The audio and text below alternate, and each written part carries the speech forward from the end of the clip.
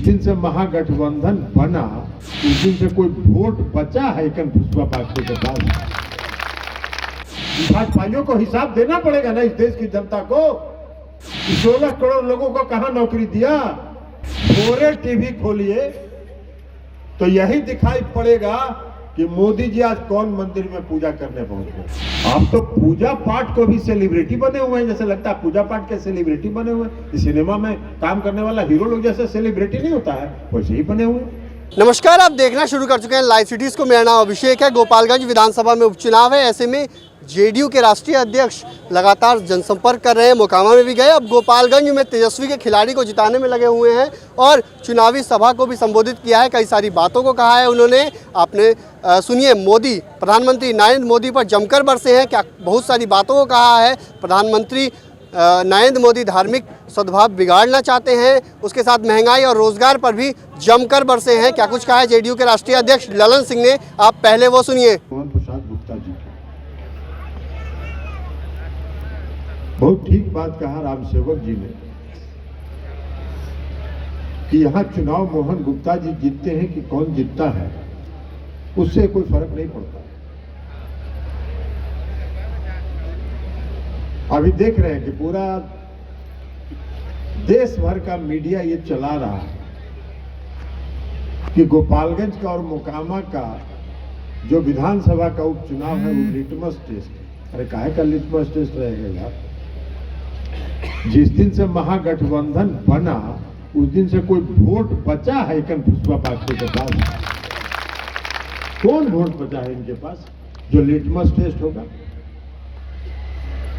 देखिए, महागठबंधन 2015 में भी बना था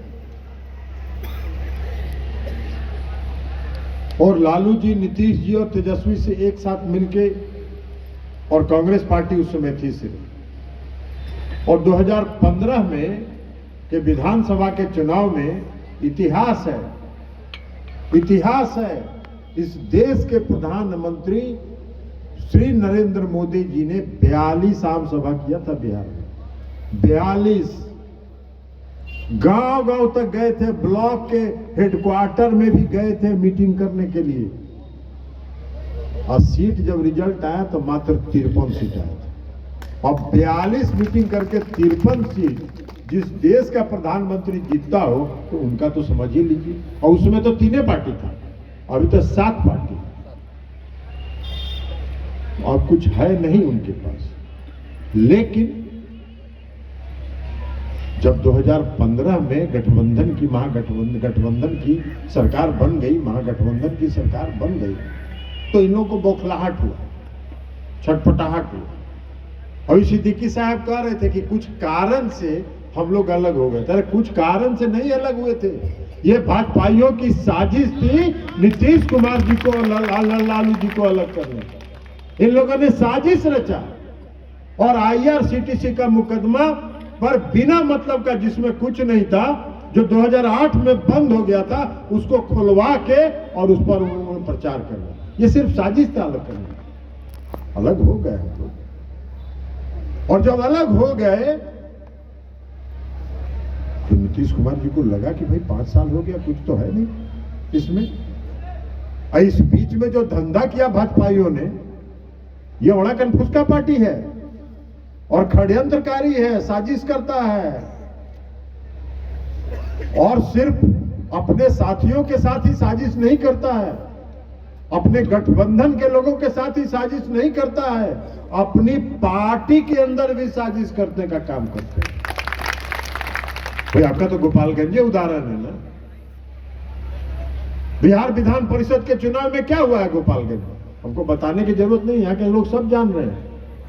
कौन किसको हरवा रहा था, कौन किसको हरवा रहा था? अपनी पार्टी के अंदर भी साजिश हो रही थी। तो ये साजिश था उनका। लेकिन जरा एक बात हमको बताइए, इस देश की सरकार बनती है, और चर्चा कई साथियों ने की विकास का, मुख्यमंत्री नीतीश कुमार जी के, तेजस्वी जी के कामकाज। तो कोई सरकार बनती है, देश का प्रधानमंत्री बनता है, देश का मुख्यमंत्री बनता है, काहे के लिए, किस बात के लिए बनता है? जनता किस बात के लिए अपनी सरकार बनाती है? किस बात की के लिए जनता प्रजातंत्र में वोट देती है, इसलिए देती है कि भाई मेरे हित में काम करोगे, मेरे लिए काम करोगे, मेरा सूद लोगे, हमारे दुख सुख में साथ रहोगे, इसलिए ना सरकार बनाते हैं आप लोग। तो इस देश के प्रधानमंत्री जो आदरणीय नरेंद्र मोदी जी क्या कर रहे हैं भाई 10 साल में? 8 साल तो हो गया, 14 से 22 तक, तो 8 साल में क्या किया इन्होंने? तो इसका भी तो हिसाब इनको देना पड़ेगा ना जनता को। प्रजातंत्र में 5-5 साल में काहे के लिए चुनाव होता है? 5-5 साल में इसीलिए ना चुनाव होता है कि सरकार जो बनती है और जो जनप्रतिनिधि चुनाव जीतता है वो 5 साल के बाद जनता को जाके हिसाब दे कि हमने आपके लिए क्या किया, कौन सा काम इन्होंने किया है 8 साल में, क्या काम किया। 2014 में इन्होंने वादा किया कि 2 करोड़ लोगों को रोजगार देंगे प्रति वर्ष। हम भी चुनाव लड़ रहे थे, 2014 में हार गए थे। गांव में हमारे क्षेत्र के लोग, जो लड़का बच्चा पढ़ता था बंगलोर में, महाराष्ट्र में, केरल में, जहां जहां पढ़ता था, इंजीनियरिंग पढ़ता था, मेडिकल पढ़ता था, सब पढ़ाई लिखाई छोड़ के गांव में आके बैठ गए और अपने माता पिता का पैर पकड़े हुए था कि मोदी जी को वोट दे दीजिए, कहे हैं कि 2 करोड़ लोगों को हर साल रोजगार देंगे, हम लोग को रोजगार मिल जाएगा, बेरोजगारी है। 8 साल तो हो गया, तो 16 करोड़ लोगों को रोजगार देना ना चाहिए भाई, नहीं देना चाहिए? बोलिए आप लोग, 16 करोड़ लोगों को देना चाहिए कि नहीं देना चाहिए? तो नहीं देना चाहिए तो हिसाब दीजिएगा ना। आज इन भाजपाइयों को हिसाब देना पड़ेगा ना इस देश की जनता को कि 16 करोड़ लोगों को कहां नौकरी दिया। नौकरी तो यही दिया कि सेना में 3 साल पहले, कोरोना के पहले, 2020 के पहले 3 लाख नौजवानों का सिलेक्शन हो गया था। सेना में जो रेगुलर अपॉइंटमेंट होता है भारतीय सेना में, 3 लाख नौजवानों का रेगुलर अपॉइंटमेंट हो गया था, उसका मेडिकल भी हो गया है। लेकिन नियुक्ति पत्र फाड़ के मोदी जी ने फेंक दिया और 4 साल के लिए वो अग्निवीर चला दिया। वाह भाई, 2 करोड़ लोगों को रोजगार देने का वादा करते हैं और नौजवानों को बेरोजगारों के साथ छल करते हैं, नौजवानों और बेरोजगारों के साथ धोखा करते हैं। इस देश में आज क्या है? महंगाई है। कभी चर्चा देखे हैं टीवी में? आप लोग भी टीवी देखते होंगे, कभी महंगाई का चर्चा सुनते हैं टीवी में कि महंगाई बढ़ गया है, महंगाई को रोकने के लिए, महंगाई को नियंत्रित करने के लिए सरकार क्या काम कर रही है, क्या काम करेगी? नहीं, एक को बार नहीं देखिएगा। टीवी खोल लीजिएगा आज के बाद, हमारे बात सुन लीजिए, और कल भोरे से टीवी खोलिएगा और हम अगर गलत बोल रहे होंगे तो कहिएगा। भोरे टीवी खोलिए तो यही दिखाई पड़ेगा कि मोदी जी आज कौन मंदिर में पूजा करने पहुंचे और कैसे जल ढार रहे हैं और कैसे दंडवत कर रहे हैं। अरे भाई, इस देश के प्रधानमंत्री हैं आप।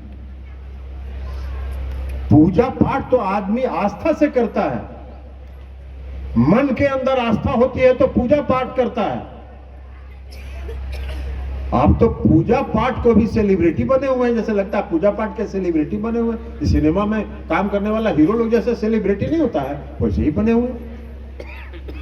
अरे भाई, महंगाई पर चर्चा करिए, बेरोजगारी पर चर्चा करिए कि कैसे रोजगार देंगे। 16 करोड़ के बदले अभी देखा 22 तारीख को, एक दिन अखबार में देखे कि 22 तारीख को 10 लाख लोगों को रोजगार देंगे। अब 16 करोड़ से सीधे घट के 10 लाख पर आ गए, और 10 लाख में भी 75,000 लोगों को सिर्फ नियुक्ति पत्र दिया जाएगा। बाकी लोग जो 9,25,000 बचे हुए हैं, वो इंतजार कीजिए 2024 में, उनको वोट दीजिए तब आपको नियुक्ति पत्र देंगे। ऐसा तो हम देखे ही नहीं है भाई, ऐसा तो हम देखे ही नहीं है देश शासक, ऐसा प्रधानमंत्री तो कोई आज तक देखा ही नहीं। तो आपने सुना कि जेडीयू के राष्ट्रीय अध्यक्ष ललन सिंह ने क्या कुछ कहा, कई सारी बातों को कहा। उन्होंने कहा कि रोजगार कहाँ गया, महंगाई पर प्रधानमंत्री क्यों नहीं बोलते, कई सारी बातों को कहा। यहाँ तक कि प्रधानमंत्री की तुलना एक्टर से भी कर दी है, एक्टर की बात भी कही है, सेलिब्रिटी की बात भी कही है, कई सारी बातों को कहा है। और यहाँ गोपालगंज में आरजेडी प्रत्याशी के समर्थन में वोट मांगा है और कहा है कि आरजेडी प्रत्याशी को जिताइए। 2024 में हम लोग उखाड़ फेंकेंगे। कई सारी बातों को कहा है, गोपालगंज से खदेड़ देंगे, बहुत सारी बातों को कहा है। तो बने रहिए लाइव सिटीज़ के साथ। हमारे यूट्यूब चैनल को सब्सक्राइब करिए, फेसबुक को लाइक करिए।